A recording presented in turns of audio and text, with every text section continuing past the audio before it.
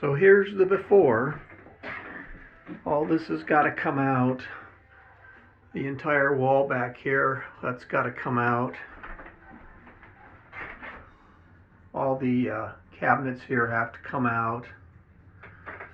The wall behind it has to come out. This soffit and the lighting all comes out. And it all gets rebuilt and replaced to fit all the new fixtures. The toilet, new vanity, new tub surround, new walls, new drywall, the works. That's the goal. Now the fun begins. As you can see, the cabinets are now out. The soffit that used to run out across the top has been removed. Next step, I'm going to remove the lav, the sink. Don't really need the sink. I can get around it for quite a while without too much inconvenience. I'll just use the kitchen sink. All I do with the lav here is brush my teeth and shave, which I can easily do at the kitchen sink. So we'll pull that. We're going to leave the toilet though. Timing on removal and replacement of the toilet a little more critical. Next, what I'll do is I'll pull out all the walls down to the studs. And then electrical, I found something yesterday when we pulled out the soffit. Here's the electrical existing. One of these leads, hot, comes up from the crawl space. One goes back down in the wall and feeds a wall outlet on the other side of this wall, low in the living room.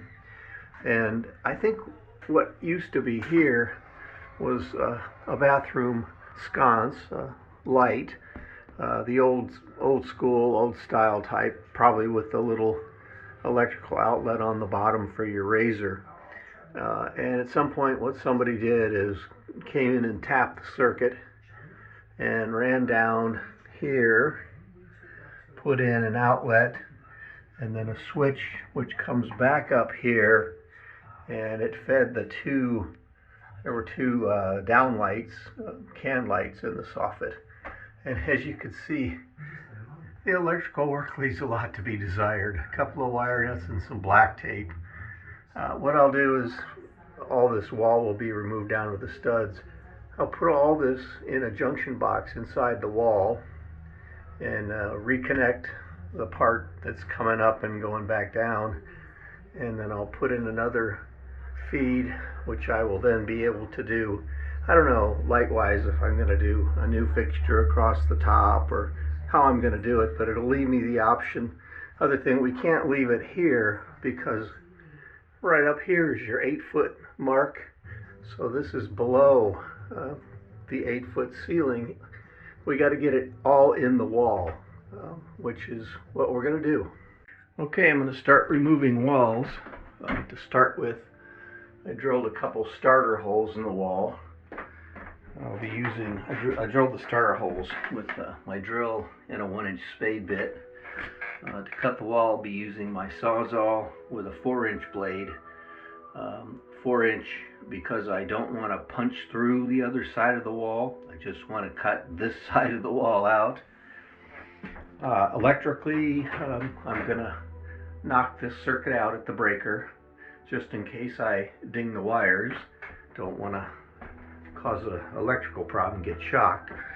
So I'm tapping all my equipment and some lighting from a circuit that's not on the circuit I'll be shutting off. So here we are at the end of day one. Made some headway. Still got some work to do. Removing plaster and lath walls, one messy venture. So now I'm going to step back and clean the mess thus far before proceeding further. So we got day one demolition debris all cleaned up, and we're ready for day two.